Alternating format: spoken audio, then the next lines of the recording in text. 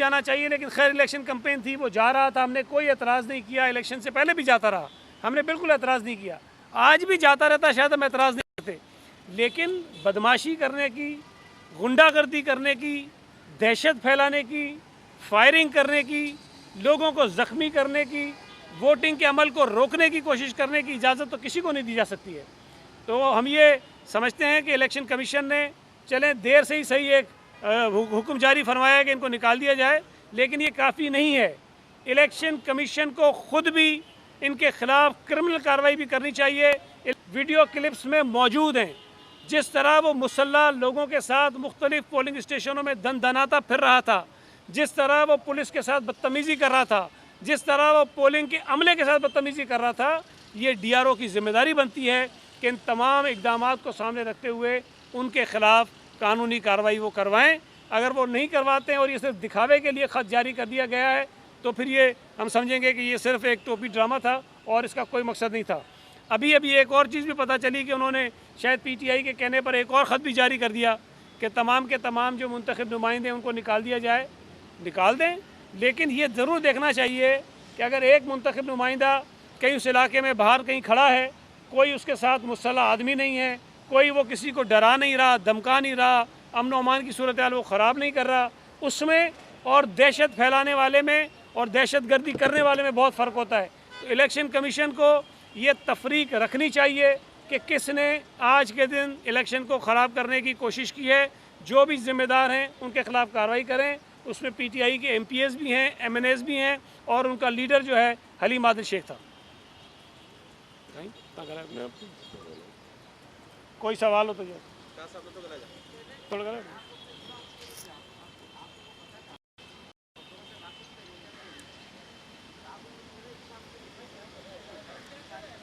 नहीं, देखें, इंतज़ाम करने की ज़िम्मेदारी हमारी नहीं है, ये जहन में रखें कि जहाँ पर इलेक्शंस हो रहे हों इलेक्शन कमीशन की ज़िम्मेदारी होती है।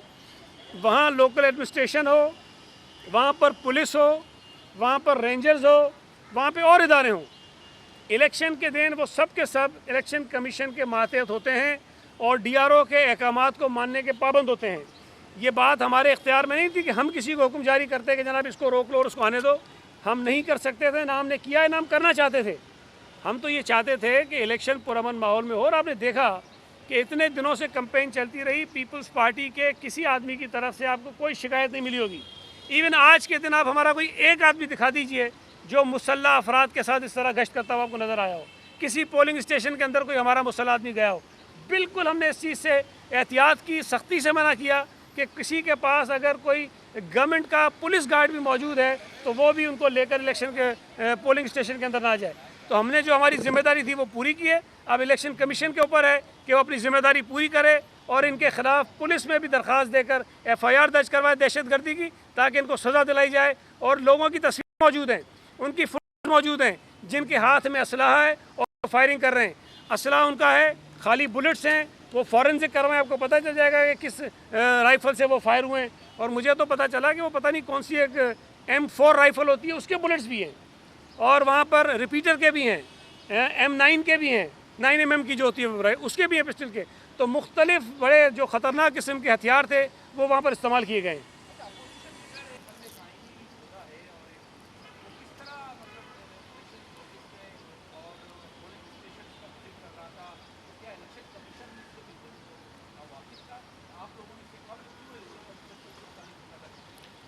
देखिए, पहले भी जो मेरे इल्म में है कि शायद इलेक्शन कमीशन इलेक्शन कैंपेन के दौरान भी मुख्तलिफ लोगों को खतूत जारी करता रहा।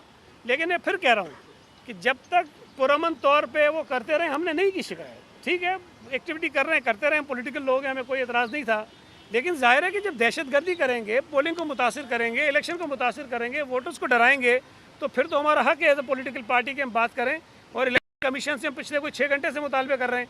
जिस तरह जिस वक्त पोलिंग शुरू हुई, ये जिस वक्त पहली जगह पे गए और जिस तरह मुसल्लह जत्थे के साथ गए, वो आपने देखा है, वो सारी क्लिप्स आपके पास मौजूद हैं। तो इस पर जो है वो इलेक्शन कमीशन की जिम्मेदारी बनती है कि वो कार्रवाई करें।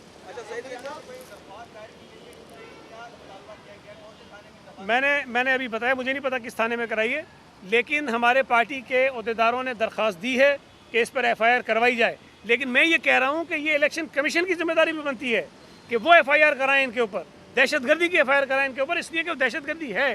वो नज़र आ रहा है कि ये फायरिंग दहशत फैलाने के लिए की गई। ये जो असले की नुमाइश की जा रही है खुल्लम खुला, ये लोगों को दहशत ज़दा करने के लिए की गई है। अच्छा सईद गनी साहब, ये हलीम आदिल शेख बेचारे के खिलाफ आप लोग क्यों पीछे पड़ गए? पहले भी उनके फार्म गिरा दिए, आज ये जो वाक़या पेश है उससे कबल उसने एक फुटेज जारी किया, उसने कहा कि मेरे ऊपर फायरिंग हुई है और मेरी गाड़ी बुलेट प्रूफ थी इसलिए मैं बच गया। यार वैसे अजीब बात है, इतनी सारी फुटेजेस हैं, इतने सारे क्लिप्स हैं, कोई एक नहीं, मेरा ख्याल है दर्जनों हैं सुबह से जो आए हैं। मुझे किसी एक में बता दें कि PTI के अलावा किसी और के हाथ में आपको असला नज़र आया हो। इतनी सारी बनी है ना क्लिप्स। यार वहाँ लड़ाई कोई हुई होगी, कोई हाथापाई होगी, मुझे नहीं पता, लेकिन फायरिंग तो इनके लोगों ने की है ना। मैं तो कह रहा हूँ इस्तेमाल कर सकता है, इसके पास है, हो सकता है परमिशन हो, मुझे नहीं उसका पता, मैं इस चक्कर में नहीं जाता कि वो कर सकता है कि नहीं कर सकता। लेकिन आपने जिस तरह तंज़ीह अंदाज में कहा है कि बेचारा है, तो अगर ये बेचारा है जो हज़ारों एकड़ ज़मीन पे कब्ज़ा किए बैठा है, अगर ये बेचारा है जो अपने साथ इस तरह मुसल्लह लोगों को लेके फिर रहा है, हवाई फायरिंग करता फिर रहा है, लोगों पे स्ट्रेट फायरिंग कर रहा है, अगर ये बेचारा है जो पुलिस वालों को धमकियां दे रहा है, जाके पोलिंग के अपने को धमकियां दे रहा है, ये बेचारा है, तो फिर मैं और आप पता नहीं क्या है। इंशाल्लाह ताला PS 88 भी और PS 43 भी पीपल्स पार्टी बड़ी वाज़ेह मार्जिन से जीतेगी। और ये जो कुछ सुबह से हरकतें हो रही थी, ये इस बात की ज़मानत थी कि हम जीत रहे हैं, कि वो इलेक्शन के माहौल को ख़राब करना चाहते थे, वोटिंग के टर्नआउट को मुतासिर करना चाहते थे, ताकि लोग खौफजदा हों, डर के मारे बाहर ना आए।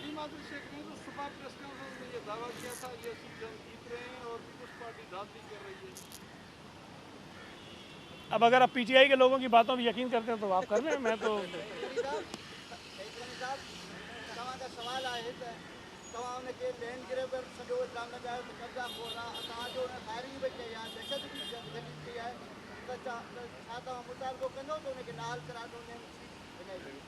देखिए, मैंने अभी आपके सामने कहा कि इलेक्शन कमीशन से मुतालबा कर रहे हैं कि वो इस दहशतगर्दी के ख़िलाफ़ ख़ुद भी फ़रीक बने, पुलिस में दरख्वास्त दें और इस दहशतगर्दी के ख़िलाफ़ FIR कटवाएँ, दहशतगर्दी के सेक्शंस में कटवाएँ, इसलिए कि ये दहशतगर्दी है। अब अगर इलेक्शन कमीशन नहीं करेगा तो ज़ाहिर है कि हम फिर जो भी फोरम हमारे पास मौजूद होगा वहाँ पर हम आवाज़ उठाएंगे। रेंजर्स तो वहाँ मौजूद थी, मेरा ख्याल है, जो मैंने कुछ क्लिप्स देखे हैं उसमें मुझे रेंजर्स वहाँ नज़र आई है।